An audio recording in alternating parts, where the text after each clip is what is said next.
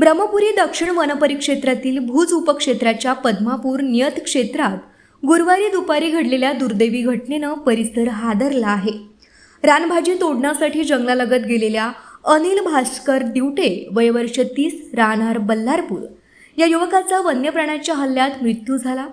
प्राथमिक माहितीनुसार त्याच्या मानेवर गंभीर जखमा आढळून आल्या असून हा हल्ला वाघानं केला असावा असा प्राथमिक अंदाज वन विभागानं व्यक्त केला आहे. घटनास्थळी मृताच्या वस्तू विखुरलेल्या अवस्थेत आढळल्यानं वन्य प्राण्याच्या हल्ल्याची शक्यता अधिक बळावली आहे. माहिती मिळताच वन व पोलीस विभागाचे अधिकारी तातडीनं घटनास्थळी दाखल झालेत. सहाय्यक वनसंरक्षक MB गायकवाड, वनपरिक्षेत्र अधिकारी AB सोंडवले आणि वन कर्मचाऱ्यांच्या उपस्थितीत पंचनामा करण्यात आला. त्यानंतर मृतदेह शवविच्छेदनासाठी ब्रह्मपुरी ग्रामीण रुग्णालयात पाठवण्यात आला. या घटनेनंतर वन विभागानं परिसरात तातडीनं ट्रॅप कॅमेरे आणि लाईव्ह कॅमेरे बसवून वन्य प्राण्याच्या हालचालींवर लक्ष ठेवण्यास सुरुवात केली आहे.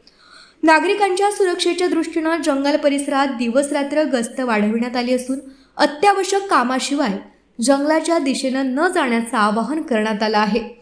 या दुर्दैवी घटनेमुळे संपूर्ण परिसरात भीतीचं वातावरण निर्माण झालं असून वन विभागाच्या पुढील अहवालाकडे सर्वांचं लक्ष लागलं आहे.